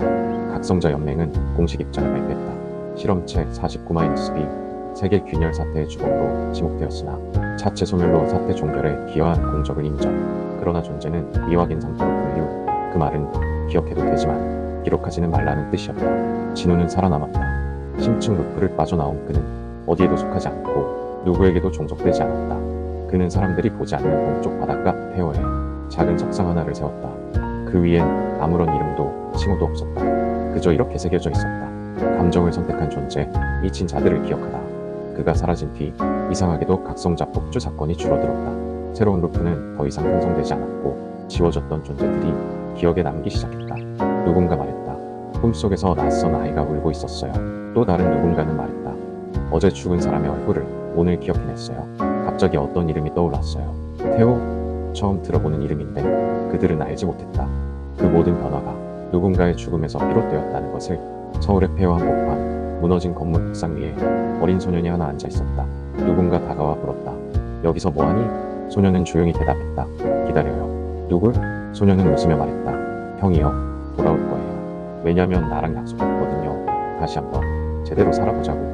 그 말과 함께 하늘 한쪽에서 조용히 비가 내리기 시작했다. 그건 진짜 비가 아니었다. 공기 중에 남은 수많은 감정의 잔여, 슬픔과 후회와 사랑과 고통과 그리고 마지막으로 기억. 비는 사람들 위에 스며들었고 누구도 그것이 현수의 마지막이었다는 걸 몰랐지만 모두가 가슴 한구석이 시려웠다. 그가 사라진 날 세상은 처음으로 그가 없다는 걸 느꼈다. 그건 누군가 진짜로 살아있었다는 증거였다. 30장. 기억은 사라져도 감정은 남는다. 현수가 사라지고 1년이 흘렀다. 세상은 겉보기엔 평온해졌다. 더 이상 푸푸도 없고 각성자 시스템은 자율화되었으며 인류는 처음으로 정해진 힘 없이 살아가는 삶을 배우기 시작했다. 그러나 진짜 변화는 그 어디에도 적히지 않은 조용한 곳들에서 일어나고 있었다. 작은 시골 마을의 공터, 중학생 정도로 보이는 아이가 혼자 검을 휘두르고 있었다. 거칠고 서툴렀지만 그 동작엔 집중이 실려 있었고 뭔가 간절함 같은 게 묻어났다. 지나가던 노인이 물었다. 누가 그렇게 가르쳐줬냐? 소녀는 잠시 멈추더니 그냥 웃기만 했다. 기억은 안 나요. 근데 몸이 기억해요. 또 다른 장소, 서울 외곽의 작은 카페, 창밖을 멍하니 바라보던 한 여자가 갑자기 눈물을 흘리기 시작했다. 직원이 당황해 다가가 묻는다. 괜찮으세요? 그녀는 고개를 흔들며 말했다. 모르겠어요. 방금 어떤 남자의 뒷모습이 스쳐갔는데 가슴이 너무 아프네요. 왜죠? 도시의 한편에선 이상하게 비슷한 목소리를 가진 아이들이 태어나기 시작했다. 말이 빠르고 감정을 깊게 이해하며 누군가가 울고 있으면 가만히 등을 토닥여주는 아이들. 그 아이들의 혈액형이나 유전자는 어느 시스템에도 등록되지 않았고 부모조차 기억하지 못했지만 누군가는 적사되었다. 그는 사라지지 않았어. 그는 이제 모든 감정 속에 살아있어. 진우는 산을 떠났다. 누구도 없는 외딴 절벽 위 하얀 돌 하나를 세웠다. 그리고 거기 앉아 가끔 이렇게 중얼거렸다. 야, 너라면 이 순간 어떻게 했을까? 그러다 문득 누군가의 목소리가 바람 사이로 들려오는 듯했다. 살았으면 됐지. 답은 그거면 됐잖아. 진우는 고개를 들었다. 하늘은 맑았고 저 멀리 구름처럼 무언가가 스쳐 지나갔다. 기억은 언젠가 흐려진다. 사진도 문서도 이름도 지워진다. 하지만 감정은 남는다. 누군가를 정말 사랑했던 기억, 누군가를 정말 미워했던 순간, 그리고 누군가를 정말 구하고 싶었던 마음. 그 감정은 세상을 다시 움직인다. 그는 감정을 남긴 존재였다. 그리고 그 흔적은 이제 인간이라는 이름 아래 영원히 살아있게 되었다. 31장 이름 없는 아이 첫 번째 각성. 해가 뜨기 전의 도시. 도로는 텅 비어 있었고 하늘은 얇은 안개가 깔려 있었다. 그리고 그 안을 한 아이가 걷고 있었다. 신분도 없고 이름도 없는 아이. 그는 고아원에서도 버려졌고 시민 등록조차 되지 않은, 존재하지 않는 존재였다. 하지만 그는 매일 새벽 혼자 공터에 나와 훈련했다. 칼을 쥐어본 적도 없는데 검의 무게를 기억했고 누구에게도 배운 적 없지만 전투를 상상하면 몸이 먼저 움직였다. 그리고 그날이 왔다. 폐허가 된 지하철역, 부서진 선로 사이에서 불안정한 감정 조각 하나가 튀어나왔다. 정확히 말하자면 남겨진 루프의 감정 파편, 제거되지 못하고 떠돌던 감정 하나가 현실의 틈을 열고 나타난 것이다. 그 파편은 무작위로 사람의 기억을 침식하고 불안과 두려움을 퍼뜨렸다. 그리고 마침 그 앞에 아이 하나가 있었다. 그 순간 감정 파편이 폭주했다. 도시 전체에 불안정한 전파가 퍼졌고 한밤중에 도로에 있는 신호등과 지하의 전력 공급망이 전부 마비되었다. 사람들은 혼란에 빠졌고 누군가는 외쳤다. 헌터는 없나? 그런데 그때 그 아이가 다가왔다. 눈앞에서 출렁이는 감정의 폭풍 속에 그는 말없이 손을 뻗었다. 그리고 감정을 삼켰다. 그건 무의식이었다. 하지만 완벽했다. 파편은 저항하지 못했고 그의 손에 닿자마자 사그라졌다. 그리고 그때 아이의 눈동자가 번쩍였다. 눈동자 안에 보라색 루프가 떠올랐다. 기억났다. 그는 혼자 말했다. 이건 그 사람의 기술이야. 그 남자의 감정이야. 아이의 몸에서 감정이 파도처럼 일렁이기 시작했다. 그리고 세상이 조용해졌다. 아무도 그의 이름을 몰랐다. 그 누구도 그가 어떻게 이런 힘을 가졌는지 설명할 수 없었다. 그러나 단 하나, 전 세계 감시위성은 그 순간을 포착했고 긴급 메시지를 남겼다. 감정 기반 루프, 재출현 감지됨, 식별 불가 존재, 코드명 부여 요청 49-B-1. 그 아이는 웃지 않았다. 다만 아주 작게 스스로에게 속삭였다. 이제 내가 시작할 차례야. 32장 감정은 유전되지 않는다. 그러나 감염된다. 세계 각지의 군사 네트워크가 비상 모드에 돌입했다. 지난 수십 년간 현수 이후로 감정 기반 루프는 완전히 사라진 것으로 간주되었다. 그러나 49-B-1 새로운 존재가 나타나자 모두가 동시에 묻기 시작했다. 그는 대체 누구인가? 대한민국 특수감시본부 국방부 소속 비인가? 인물정보대장이 자료를 들고 회의실에 들어섰다. 그는 실험체가 아닙니다. 등록되지 않았고 DNA 패턴도 완전히 이질적입니다. 심지어 출생 기록조차 없습니다. 그런데 왜 49-B와 유사한 감정 반응이 발생한 거지? 감정이 유전된 게 아닙니다. 감염된 겁니다. 회의실은 정적에 빠졌다. 감정이 감염된다고? 네. 49-B가 남긴 감정 잔재, 루프 심층에 녹아든 그의 기억, 그걸 누군가가 흡수한 겁니다. 본능적으로, 무의식적으로. 그럼 지금 이 아이는 현수의 감정을 기억하고 그걸 자신의 언어로 번역 중입니다. 도시는 아직 아이의 존재를 모른다. 하지만 일부 세력은 이미 움직이고 있었다. 민간 루프 수집 집단, 에덴, 과거 실험실 잔당 회색 구회, 감정 변이 실험을 시도하던 감흥자 연대. 그들은 모두 같은 목적으로 움직이고 있었다. 그 아이를 차지하라. 그 무렵 그 아이는 이름을 묻고 있었다. 한 노파가 우연히 그를 거두며 물었다. 이름은 있니? 아이는 고개를 저었다. 그럼 내가 기억하는 이름 중 제일 먼저 떠오르는 거 말해볼래? 소녀는 망설이다. 천천히 입을 열었다. 태호요. 그 이름을 듣자 노파는 미묘한 표정을 지었다. 그 이름 기억이 나지는 않지만 슬프게 들리는구나. 소녀는 작게 웃었다. 괜찮아요. 이제부터는 슬픔을 끝내기 위해 태어났으니까요. 그날 밤 소녀는 아니 이제 태호라는 이름을 갖게 된 존재는 꿈을 꾸었다. 꿈속에서 누군가가 말했다. 나는 감정을 선택했지만 너는 감정에 의해 선택받았다. 너는 이제 내가 남기고 가지 못한 것들을 대신 살아야 해. 그 순간 태호의 등 뒤에 희미하게 검은 날개가 피어올랐다. 다른 누구도 보지 못한 루프의 잔재로 이뤄진 의식의 날개. 그 날개는 현수의 것이었다. 33장 계승자가 아닌 변이자. 태호는 이제 현수의 감정을 품은 차로 조용히 움직이고 있었다. 그러나 그 감정은 단순한 복사나 전이가 아니었다. 그건 변이였다. 첫 번째 접촉은 갑작스러웠다. 서울 외곽 해도시 구역. 과거 루프 실험장이 있었던 폐허 속 태호는 홀로 유적의 잔해를 둘러보다 알 수 없는 낯선 자들과 마주쳤다. 그들은 검은 슈트를 입고 안면을 가린 채 말했다. 우리와 함께 가야 한다. 너는 위험하니까. 태호는 대꾸하지 않았다. 그의 눈동자에 순식간에 수많은 감정이 흐르고 있었다. 두려움, 분노, 동정, 그리고 자기 자신에 대한 의심. 그 순간 공기가 일그러졌다. 첫 번째 기술이 발현됐다. 감정 중첩. 태호는 상대가 품고 있는 감정을 감지하고 그 위에 자신이 가진 상반된 감정을 얹어 감정을 붕괴시켜버렸다. 공포 위에 연민, 살해 위에 죄책감. 상대는 단숨에 혼란에 빠졌다. 제어할 수 없는 감정 충돌로 정신이 붕괴되기 시작한 것이다. 그들은 바로 후퇴했다. 그리고 그 장면을 원거리에서 지켜보던 한 인물이 통신기를 잡고 말했다. 이건 단순한 계승이 아니라 그는 현수를 기반으로 완전히 새로운 감정 구조를 창조했다. 그날 밤 태호는 오래된 폐지 더미 위에 앉아 누군가의 목소리를 되새겼다. 계승이란 건 뒤따라 걷는 게 아니라 그 자리에 새로운 길을 내는 거야. 그의 손끝에서 두 번째 기술이 피어났다. 감정 분리. 감정이라는 통합된 에너지를 분석, 분리, 가공하는 능력. 기억은 흘러가지만 감정은 가공된다. 그 말이 사실이 되기 시작한 것이다. 태호는 점점 현수와는 다른 길을 걷고 있었다. 현수는 감정을 받아들였고 태호는 감정을 이해하고 변환하고 있었다. 그의 감정은 폭발이 아니라 도구가 되기 시작했다. 하지만 그가 무언가에 가까워질수록 세상의 저편에서는 이해할 수 없는 존재들이 깨어나기 시작했다. 감정이 통하지 않는 자들, 루프 외부의 균열에서 스며든 무정한 실체들, 공감조차 불가능한 감정에 면역된 종족. 그들은 중얼거렸다. 그 실험체의 잔재가 또 다른 오류를 낳았다. 이번엔 확실히 지워야 한다. 태호는 아직 몰랐다. 자신이 감정을 이해하기 시작한 순간 감정이 통하지 않는 세계가 그를 향해 눈을 떴다는 걸. 34장. 감정이 통하지 않는 존재. 도심 외곽, 통제구역. 사람들이 더 이상 찾지 않는 이곳에 처음으로 감정 면역체가 모습을 드러냈다. 그들은 인간의 형태를 하고 있었지만 온도도 없고 목소리도 없고 눈빛조차 흐리지 않았다. 태호는 한 걸음 물러섰다. 몸은 긴장하고 있었지만 감정의 흐름이 보이지 않았다. 이상해. 아무것도 안 보여. 상대를 관찰할수록 확신이 들었다. 그들은 두려워하지 않았다. 분노하지도 슬퍼하지도 않았다. 기쁨도 연민도 혐오도 없었다. 그들에겐 감정 자체가 없었다. 태호는 시도했다. 감정 중첩 활동. 그러나 먹히지 않았다. 상대가 갖고 있는 감정이 0이기에 중첩할 감정이 존재하지 않았던 것이다. 다음으로 감정 분리. 그러나 그조차 어사였다. 반응이 없어. 이건 마치 텅 빈 거울을 마주한 기분이야. 그 순간 면역체 하나가 태호를 향해 손을 뻗었다. 움직임은 빠르지 않았다. 그러나 무언가 본질적인 공기를 집어삼켰다. 태호가 그 손끝에 닿는 순간 온몸의 감각이 꺼져갔다. 심장도, 뇌파도, 그리고 감정도. 이게 뭐야? 내 감정이 끊기고 있어.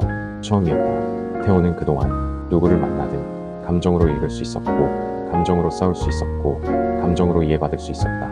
하지만 이 상대는 감정이 없기에 전혀 다른 방식으로 파괴를 일으키고 있었다. 그때였다. 과거 현수가 남긴 루프의 존재. 마지막 불이 된 하나의 기억이 태호의 의식 속에 열렸다. 현수가 마지막 균열 앞에서 중얼댔던 말. 감정은 인간의 무기였지만 모든 존재에게 통하는 언어는 아니었다. 그러니까 그럴 땐 마지막까지 남은 한 가지를 꺼내야 해. 살고자 하는 의식. 태호는 눈을 떴다. 지금 이 순간 그는 감정을 잃었다. 그러나 본능은 남아있었다. 살아야 한다. 지켜야 한다. 여기서 끝낼 수는 없다. 그 의지는 감정보다 더 깊은 곳에서 불꽃처럼 솟구쳤다. 태호의 손끝이 다시 빛났다. 이번엔 감정이 아니었다. 의지의 파장이었다. 그 순간 면역체의 움직임이 처음으로 멈췄다. 그도 느낀 것이다. 감정이 없더라도 존재 그 자체를 밀어붙이는 힘이 있다는 것. 그 전투는 끝나지 않았다. 단지 새로운 국면이었다. 태호는 이제 깨달았다. 감정만으론 이 세상을 다 설명할 수 없다. 그러나 감정이 없는 세계도 결국 존재를 해석할 수 없다. 그래서 그는 감정과 의지를 나란히 세워 자신만의 방식으로 세계를 관찰하기 시작했다. 35장. 감정도 의지도 아닌 세 번째 힘. 전투 후 태호는 며칠 동안 깨어나지 못했다. 감정이 봉인됐고 의지가 무리하게 솟구쳤고 신체는 아직 그 모든 걸 감당할 준비가 되지 않았던 것이다. 그는 꿈속에서 이전까지 한 번도 경험하지 못한 어둡고 낯선 곳을 헤맸다. 그곳은 감정도 의지도 통하지 않는 완전한 무의 공간. 그리고 그 중심에 누군가가 서 있었다. 넌 누구지? 태호가 물었다. 그 존재는 형체가 없었지만 분명히 인간의 말을 했다. 나는 너다. 말장난은 그만해. 너는 내가 아닌데. 그렇지. 나는 내가 감정도 의지도 버렸을 때 남게 되는 것. 그게 뭔데? 선택이야. 그 존재는 조용히 말했다. 감정은 흔들리기 마련이고 의지는 꺾일 수 있어. 하지만 선택은 그 모든 것의 결과지. 너는 지금 스스로에게 물어야 해. 넌 왜 계속 이 길을 걷는 거지? 현수를 따라가는 거라면 그만둬도 돼. 그의 감정을 품고 있다는 이유로 세상에 짐을 짊어질 필요는 없어. 태호는 아무 대답도 하지 않았다. 하지만 이내 입을 열었다. 따라가는 게 아니야. 그럼? 나는 지금 내가 만든 길을 걷고 있어. 그 순간 꿈속 공간에 거대한 울림이 퍼졌다. 그리고 태호의 가슴 한가운데서 새로운 파동이 피어났다. 그건 감정도 아니고 의지도 아니었다. 그것은 자기 선택을 끝까지 끌고 가겠다는 결정이었다. 신기술 각성 선택 회귀, 기억도 감정도 잃어버린 상태에서조차 자신이 한 선택을 되짚고 거기서 다시 시작할 수 있는 능력. 그는 이제 선택을 기억하고 선택을 반복하지 않으며 자신의 길을 선택지로서 창조할 수 있었다. 의식이 돌아왔다. 그의 눈빛은 전보다 더 밝았다. 혼란이나 불안이 없었다. 확신만 있었다. 이제 그는 단 하나의 질문만을 남겼다. 이번엔 내가 묻는다. 세상은 왜 나 같은 아이를 만들어낸 거지? 그 질문이 세상에 닿는 순간 지금껏 잠들어 있던 상위 존재들이 눈을 떴다. 그들은 인간도 루프도 아니었으며 의지나 감정 같은 언어조차 초월한 자들. 그들은 태호를 보며 말했다. 너는 선택받지 않았음에도 스스로 선택한 최초의 인간이다. 그 말은 곧 우리의 위계를 흔든다는 뜻이다. 그래서 지워야 한다. 세상이 다시 어두워지기 시작했다. 그러나 이번엔 다르다. 태호는 도망치지 않는다. 누구의 감정도 누구의 유산도 아니고 자신이 선택한 이유를 품고 다시 일어섰다. 36장 신의 권한을 거부한 자. 하늘이 갈라졌다. 빛이 아니라 검은 균열이 세계를 반으로 가르듯 퍼져나갔다. 그 틈 사이로 지금껏 한 번도 본 적 없는 존재들이 나타났다. 그들은 생물도 아니었고 기계도 아니었고 시간과 공간의 개념조차 벗어난 상위 존재였다. 그들은 태호라는 이름을 가지지 않은 존재를 즉시 파괴의 대상으로 선언했다. 선택은 신의 영역이다. 하등한 자가 그것을 스스로 주장한다면 그는 오류이자 균열이다. 태호는 조용히 고개를 들었다. 오류? 그래, 그게 나야. 하지만 너희는 내 세계에 없는 존재들이야. 내 선택이 잘못되었는지 아닌지는 나만이 판단할 수 있어. 그 순간 상위 존재 하나가 공간을 찢으며 태호에게 다가왔다. 그것은 형체도 없고 색도 없었다. 그러나 다가오는 순간 온몸의 세포가 경보를 울렸다. 죽는다. 살아서 느끼는 공포가 아니라 존재 자체가 지워지는 개념적 소멸의 위협. 그러나 태호는 피하지 않았다. 그 대신 오른손의 선택의 궤적을 불러냈다. 그것은 그가 지금까지 내려온 모든 결정의 잔상들, 도망쳤던 순간, 맞섰던 장면, 용서하지 못했던 기억, 그리고 누군가를 껴안았던 따뜻한 감정까지 그것들이 일렬로 이어져 한 줄기 빛으로 바뀌었다. 그 빛은 상위 존재를 가로막았다. 이건 뭐지? 경험이야. 태호가 대답했다. 선택을 반복한 자만이 가질 수 있는 작고 사소한 결정의 기록들. 이건 무기이자 존재 증명의 증거다. 그 순간 상위 존재의 일격이 태호를 덮쳤다. 태호의 몸은 튕겨나갔고 폐허 속으로 쓸려 들어갔다. 그러나 그의 빛은 꺼지지 않았다. 쓰러진 그 위로 누군가가 손을 내밀었다. 진우였다. 내가 여기까지 온 거면 이제 나도 참지 않아도 되겠지. 그리고 그 뒤로 각지에 흩어져 있던 감정 파편을 품은 자들이 하나둘씩 나타났다. 기억을 떠올리는 자, 공감의 능력을 가진 자, 분노와 용서를 동시에 품은 자. 그들은 모두 현수의 흔적을 스쳐간 존재들이었다. 하지만 이제 그 흔적은 흔적이 아니라 새로운 시작의 씨앗이 되어 있었다. 태호는 다시 일어섰다. 이제 혼자 싸우지 않아. 내 선택은 내가 만든 길에서 혼자 만들어진 게 아니니까. 그리고 그 순간 상위 존재의 이마에 금이 갔다. 태호의 선택은 누군가의 기억 속에서 지워지지 않는 무늬가 되어 신조차 예측할 수 없는 결말을 만들어내기 시작한 것이다. 37장 운명의 시작. 상위 존재의 균열은 점점 더 넓어지고 있었다. 그들은 인간의 개념으로 설명할 수 없었고 기존의 물리 법칙도 무력화시켰다. 그러나 인간들은 하나둘 모여 그들의 방식으로 맞서기 시작했다. 바로 운명. 서로의 선택이 서로를 울리는 힘, 감정도 기억도 아닌 차발적인 결속이었다. 태호는 진호와 함께 이름 없는 연합을 조직했다. 그건 군사적 조직이 아니었다. 각자의 선택으로 이 길을 걷기로 한 차발적 각성자들의 집합. 그 중엔 전투력이 없는 자도 있었고 단지 과거 현수의 유산을 느꼈다는 이유로 참여한 이들도 있었다. 그러나 그들의 마음은 같았다. 이 세상을 선택할 수 있어야 한다. 첫 훈련. 태호는 사람들을 모아 자신이 개발한 새로운 가문법을 공유했다. 나는 기술을 가르치지 않아. 대신 내가 선택한 방식대로 힘이 나오게 될 거야. 그건 위험하지 않나요? 누군가 물었다. 태호는 대답했다. 위험하지. 하지만 안전하게 만들어진 힘은 누구의 마음도 움직일 수 없어. 며칠 후 한 인물이 등장했다. 그는 과거 에덴이라는 집단의 수장이었고 감정 조작 실험을 통해 인간을 조종하려 했던 자였다. 그가 말했다. 지금 내가 만든 연합은 또 다른 신격화야. 선택이라는 말을 내세요. 사람들의 감정을 이용하는 거라고. 태호는 그에게 고개를 저었다. 아니, 나는 가르치지 않아. 주지 않아. 그저 열어줄 뿐이야.